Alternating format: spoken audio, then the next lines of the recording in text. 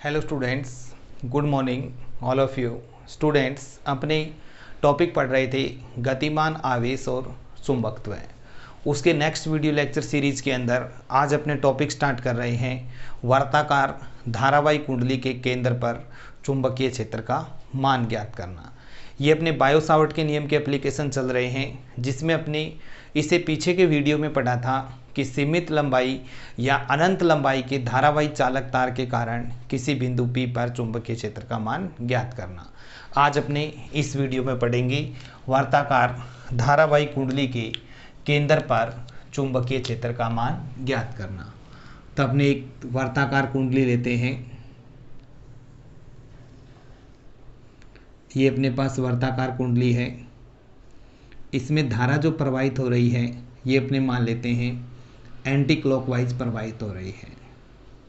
ये कुंडली का केंद्र O है और कुंडली की त्रिज्या मान लेते हैं A, यानी R दूरी लेते थे। अब इस क्वेश्चन में अपनी त्रिज्या को मान रखा है R इक्वल टू अपने पास क्या है, A है। इस तार में धारा प्रवाहित हो रही है। तार में धारा प्रवाह के कारण बिंदु O पर अपने को चुंबकीय क्षेत्र का मान ज्ञात करना है बायो सावर्ट के नियम से। तो बायो सावर्ट का नियम स्टूडेंट अपने लगाने के लिए इस तार के ऊपर एक अल्पांश लेते हैं। ये मैंने एक अल्पांश लिया है AB, जिसकी लंबाई है मेरे पास कितनी है, DL।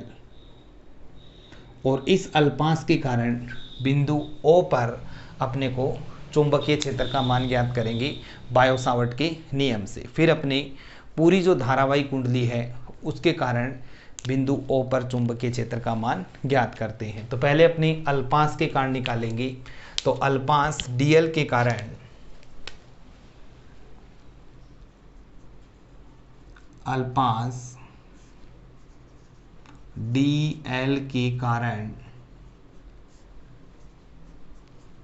बिंदु O पर चुंबकीय क्षेत्र का मान कौन से नियम से कर रहे हैं, बायो सावर्ट से। तो dB equal to mu naught upon 4 pi IDL sine theta upon R square. इसको इक्वेशन नंबर फर्स्ट डाल देंगे। अब अपने अल्पांश जो लिया है इसके अकॉर्डिंग इसमें डाटा पुट करते हैं। तो R की जगह अपने पास यहाँ पे कितना है, A है। और जो ये अल्पांश है इस रेडियस के साथ कितने डिग्री का एंगल बना रहा है, 90। तो ये डाटा अपने इसमें रिप्लेस कर देंगे। तो रिप्लेस करने से अपने पास क्या बनेगा, dB equal to mu naught upon 4 pi IDL sine 90 और R की जगह A पुट करेंगे तो क्या हो जाएगा, यानी R इक्वल टू अपने पास कितना है, A। तो A स्क्वायर साइन 90 स्टूडेंट अपने पास 1। तो dB equal to mu naught upon 4 pi IDL by A square. ये अपने जो अल्पांश AB है, जो आपने अल्पांश AB लिया है, इसके कारण बिंदु O पर अपनों ने क्या निकाला है, चुंबकीय क्षेत्र का मान निकाला है। अब अपने निकालेंगे संपूर्ण कुंडली के कारण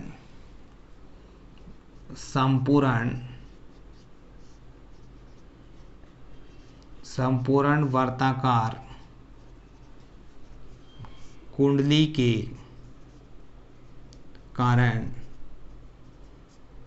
O पर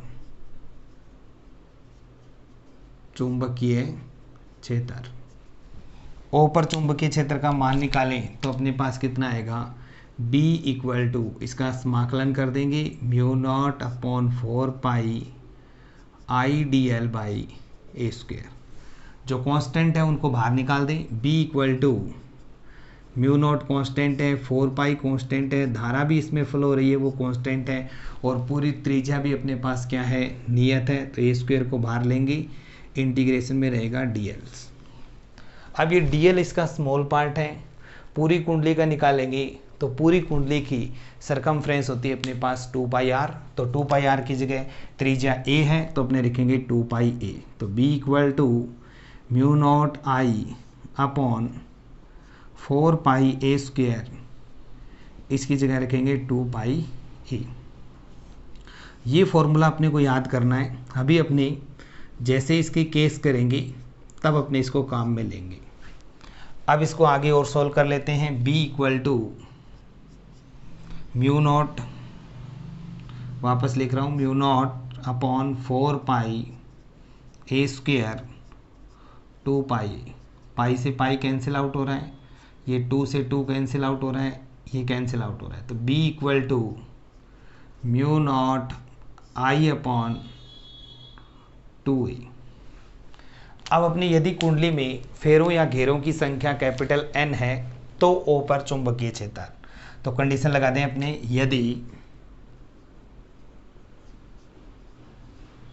यदि कुंडली में फेरों की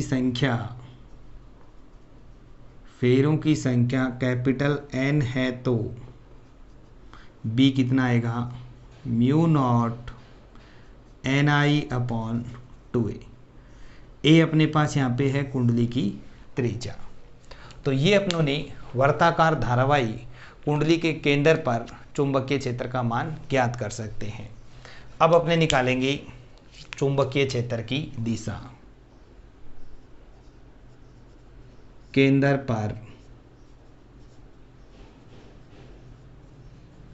पर चुंबकीय क्षेत्र की दिशा। अब केंद्र पर चुंबकीय क्षेत्र की दिशा निकालें तो अपने कॉइल लेते हैं। ये वर्ताकार धारावाही कुंडली अपनों ने पढ़ रहे थे अभी। इसमें धारा मान लेते हैं जो स्टैंडर्ड फिगर है एंटी क्लॉकवाइज, और इसमें मान लेते हैं अपने पास क्या है, क्लॉकवाइज। और ये केंद्र O है अपने पास यहाँ पे। यहाँ पर अपने को चुंबकीय क्षेत्र का मान ज्ञात करना है। अगर कुंडली के अंदर एंटी क्लॉक या क्लॉक दक्षिणावर्त या वामावर्त धारा प्रवाहित हो रही है तो अपनों ने, मैंने आपको राइट हैंड का नियम बताया था कि यदि राइट हैंड वर्ताकार धारावाही कुंडली के लिए आपको अंगुलियों की दिशा में, यानी धारा की दिशा में जो अंगुलियां उनको बंद करना है और अंगूठा जिस दिशा में जाएगा वो चुंबकीय क्षेत्र की दिशा को क्या करेगा, प्रदर्शित करेगा। तो देखिए इसमें अपने फिंगर को क्लोज करें, ये धारा की दिशा में क्लोज हो रही है तो अंगूठा कहाँ पे जा रहा है, आपके बाहर की तरफ, और बाहर की तरफ जो चुंबकीय क्षेत्र होता है उसको डॉट लगाकर अपने राउंड करते हैं।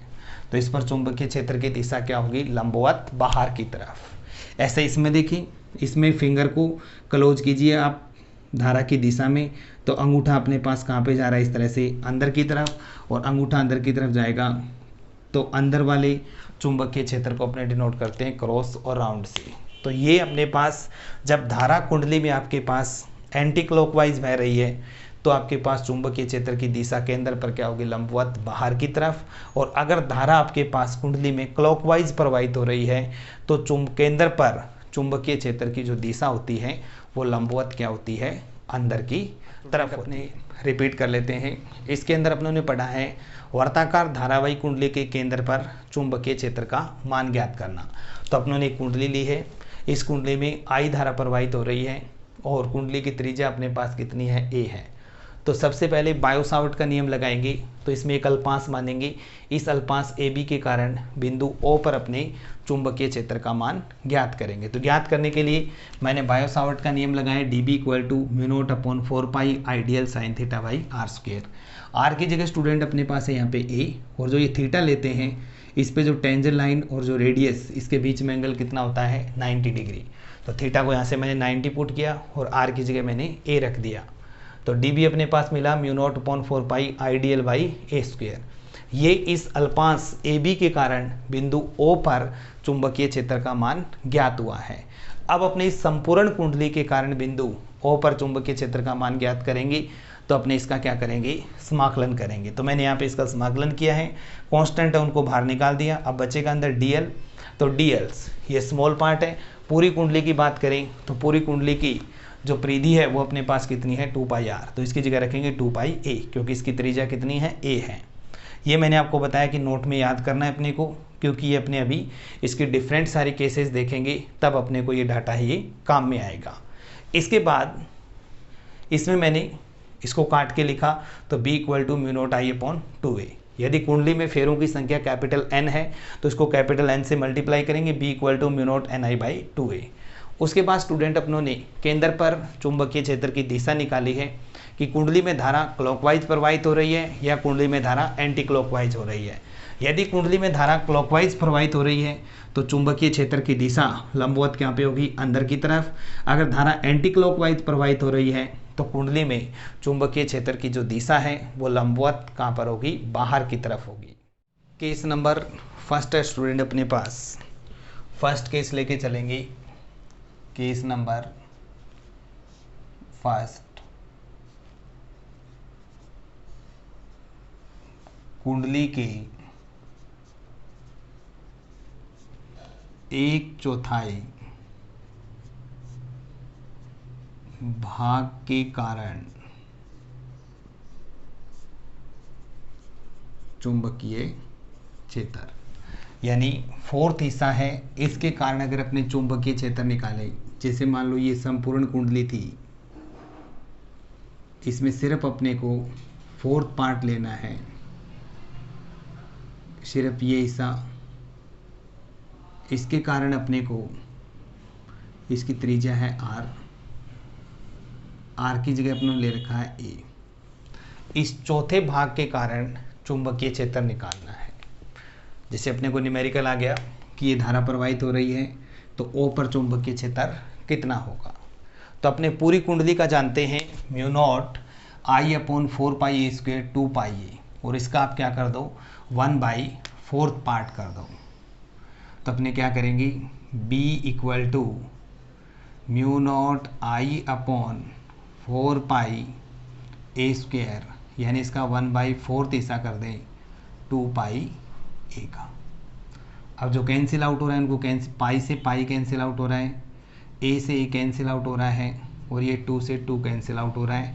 तो b बनेगा आपके पास 1/4 mu naught I upon 2a। समीकरण नंबर फर्स्ट। फेरों की संख्या लेंगे तो इसको अपने n से क्या करेंगे, मल्टीप्लाई कर देंगे। केस नंबर 2,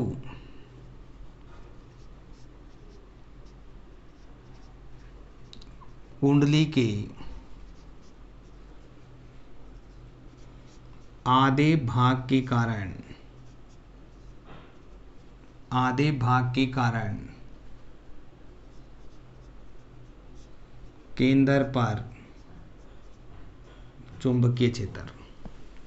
अब आधे भाग का निकालेंगे तो B इक्वल टू, फॉर्मूला वही लगाएंगे, mu naught I upon 4πa², 4πa² 1/2 into 2πa। तो इसको सॉल्व करेंगे तो 1/2 mu naught I upon 2a, यानी इसका क्या हो जाएगा, हाफ हो जाएगा। इसी तरीके से केस नंबर थर्ड,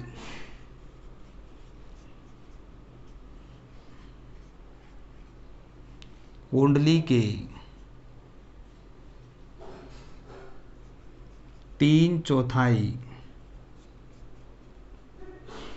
भाग के कारण केंद्र पर चुंबकीय क्षेत्र। 3/4 भाग करें इसका तो अपने देखिए B इक्वल टू, जैसे इसका आधा भाग करते अपने तो ये R O इस तरह से निकलता। अब तीसरा भाग करेंगे इसका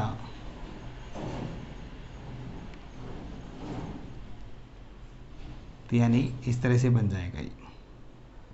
जब इस भाग के कारण पूछे एक पार्ट इसका हटा देंगे, या तो अपने कर सकते हैं पूरे का निकाल के उसमें से चौथे भाग का क्या कर दो, सब्ट्रैक्ट कर दो, या डायरेक्ट तिहाई भाग का निकाल देते हैं। तो इसका निकालेंगे तो B इक्वल टू अपने पास बनेगा mu naught I upon 4πa² 3/4 into 2πa। तो इसको सॉल्व करेंगे तो अपने पास आएगा 3/4 mu naught I upon 2a। ये समीकरण नंबर 2 और ये समीकरण नंबर 3। यानी स्टैंडर्ड पार्ट कर दिए अपनों ने, चौथाई भाग के कारण भी निकाला है, आधे भाग के कारण केंद्र पर चुंबकीय क्षेत्र और 3/4 भाग के कारण केंद्र पर चुंबकीय क्षेत्र। Case number 4। केस नंबर 4 में देखिए, अपने एक पार्ट लेते हैं, जैसे ये कुंडली है आपके पास और इसमें आई धारा प्रवाहित हो रही है, ये इसका सेंटर है ओ। एक छोटा सा पार्ट ले लिया मैंने ए बी, इसमें ये मेरे पास थीटा है और जो रिमेनिंग पार्ट बचता है ये मेरे पास बचता है 2π माइनस थीटा। यानी न तो चौथाई भाग है न तिहाई भाग है, एक स्टैंडर्ड एक कुछ पार्ट लिया है अपनों ने, उस पार्ट के कारण अगर इसमें आई धारा प्रवाहित हो रही है तो इस पार्ट के कारण अगर केंद्र पर चुंबकीय क्षेत्र अपने से पूछा जाता है तो अपने किस तरह से निकालेंगे। मोस्ट इंपॉर्टेंट केस है अपने न्यूमेरिकल्स के लिए। तो इसके लिए देखिए, अपनों ने यहाँ पर 2πa का पार्ट कर रहे हैं आप, यानी आपको ये दूरी चाहिए, 2πa चाहिए। तो पहले अपने अगर ये देखें तो b equal to mu naught I upon 4π a square, mu naught I upon 4π a square लेके चलेंगे। अब अपने इसकी वैल्यू अगर निकालें यहाँ से इस पार्ट की, तो इसमें थीटा निकालें। थीटा इक्वल टू होता है अपने पास चाप बटा त्रिज्या। तो अगर यहाँ पे चाप निकालेंगे तो थीटा इंटू क्या हो जाएगा ए। तो यहाँ पर इसकी जगह आप क्या लिख देंगे, थीटा ए। ये अपने पास कौन से पार्ट का निकला है चुंबकीय क्षेत्र बी, जो एंगल कौन सा बन रहा है अपने पास थीटा, बी थीटा, और बी 2π माइनस थीटा। क्योंकि यहाँ पर अपने क्या निकाल रहे थे कि जो पार्ट बच रहा है, यानी यहाँ पे क्या पार्ट बन रहा था अपने ने, उस पार्ट की वैल्यू, चौथाई भाग है तो चौथाई भाग कर दिया था, तिहाई है तो अब अपने पास ये रिमेनिंग पार्ट कितना है, इसके कारण अपनों ने यहाँ पर चुंबकीय क्षेत्र का मान है उसको अपने क्या कर रहे हैं, ज्ञात कर रहे हैं।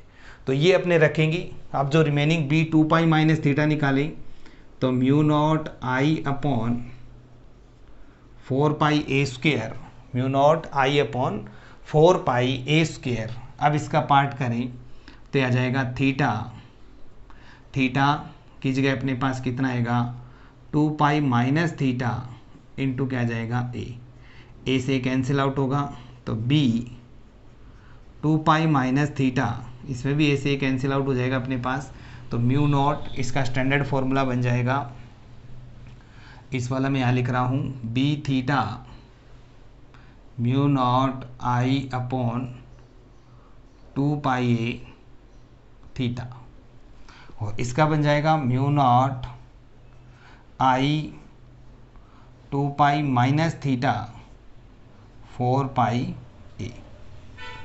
तो ये अपने पास अगर स्टैंडर्ड पार्ट नहीं दिया गया है तो भी अपने एक कोई भी चाप है, उस चाप के कारण, कितनी भी लंबाई की चाप है, उस चाप के कारण बिंदु ओ पर अपने चुंबकीय क्षेत्र का मान ज्ञात कर सकते हैं। और बाकी स्टैंडर्ड पार्ट के निकालेंगे तो उसमें जो केंद्र पर चुंबकीय क्षेत्र पूरी कुंडली के कारण निकाला है उसका चौथाई भाग, आधा भाग और 3/4 पार्ट करके भी अपने क्या कर सकते हैं, निकाल सकते हैं। तो इस तरीके से स्टूडेंट आज के वीडियो लेक्चर सीरीज में अपनों ने पढ़ा है कि वर्ताकार धारावाही कुंडली के केंद्र पर चुंबकीय क्षेत्र का मान कितना होता है, चुंबकीय क्षेत्र की दिशा अगर धारा एंटी क्लॉकवाइज और क्लॉकवाइज प्रवाहित करते हैं तो धारा की दिशा तल के लंबवत अंदर की तरफ जाती है या बाहर की तरफ जाती है, और ये अपनों ने डिफरेंट सारी केसेज हैं उनको देखा है। अब अपने थर्ड एप्लीकेशंस करेंगे बायो सावर्ट की, वो नेक्स्ट लेक्चर में करेंगे। Thank you.